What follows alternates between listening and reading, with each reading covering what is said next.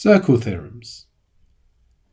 In this section, we're going to look at chords and radii, in particular tangents and radii, chords, their distance from the centre, and properties of chords and radii.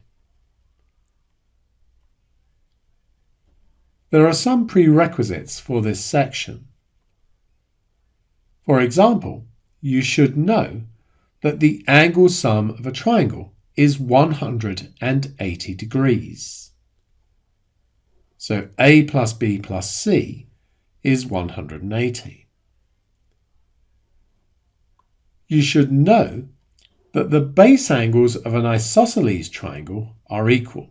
So although I haven't indicated it in this diagram, we're saying these two sides are equal, and therefore the two base angles are equal. Or A is equal to B. The angle subtended at the circumference of a circle from an arc is half the angle subtended at the centre from the same arc.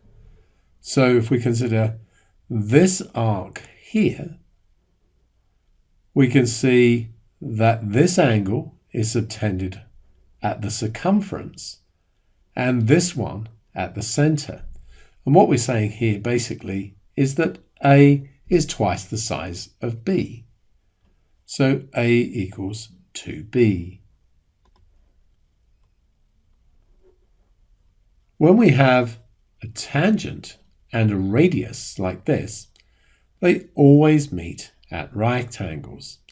So the angle between a tangent and the radius to the point of contact is always 90 degrees. A line from the centre of the circle to the midpoint of a chord meets the chord at a right angle. We'll be using these facts to solve some problems in the examples.